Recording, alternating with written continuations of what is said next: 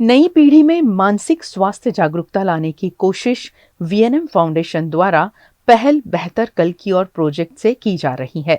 इस अभियान में वडोदरा नगर प्राथमिक शिक्षा संचालित मां भारती प्राथमिक शाला में हर सप्ताह मानसिक स्वास्थ्य से जुड़ी जानकारी विभिन्न विषयों के माध्यम से दी जा रही है।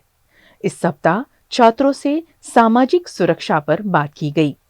जब बच्चे मानसिक रूप से स्वस्थ और सुरक्षित महसूस करते हैं, तभी जीवन के दूसरे पहलुओं पर ध्यान दे पाते हैं।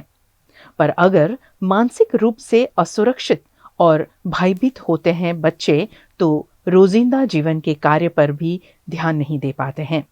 इस विचार के साथ ही इस हफ्ते बच्चों को सुरक्षा और उनके अधिकार के बारे में अवेयर किया गया, जिसमें 8वीं और 9वीं कक्षा के छात्रों को कम्युनिटी साइकोलॉजिस्ट आनल मोदी ने गुड टच और बैड टच के बारे में समझाया।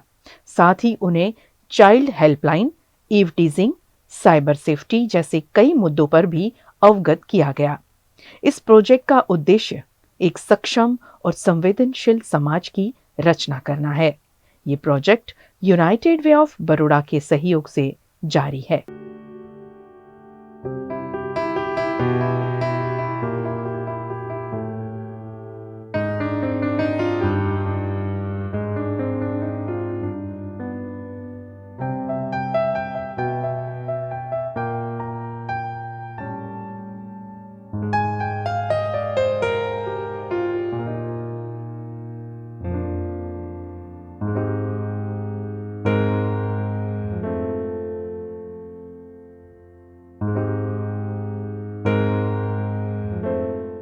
મારું નામ માછી વૃદ્ધિ છે।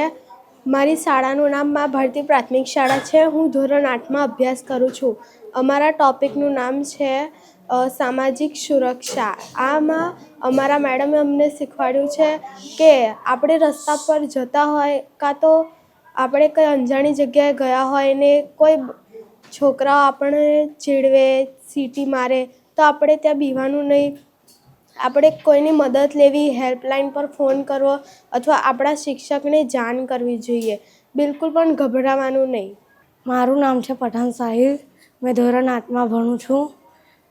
અને છે ને કોઈ બી છે ને અંજાન વ્યક્તિ હાથ લગાવે તો હાથ ન લગાવવા દેવા જોઈએ। અને કોઈ બી બોલાવે ને તો જવું ના જોઈએ।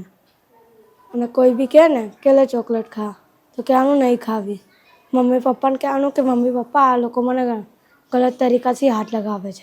મારું નામ વાઘેલા નેન્સી છે અને હું ધોરણ 8માં અભ્યાસ કરું છું અને મારી શાળાનું નામ મા ભારતી પ્રાથમિક શાળા છે। આજે અમને ગુડ ટચ અને બેડ ટચ વિશે શીખવાડવામાં આવ્યું હતું। કોઈ પણ હોય જે આપણને કંઈ પણ એવા અંગ પર ટચ કરે જે આપણને ના ગમે તો આપણે તરત જ મમ્મી પપ્પાને, બાકી શિક્ષક કે આપણા ફ્રેન્ડને કહેવું જોઈએ।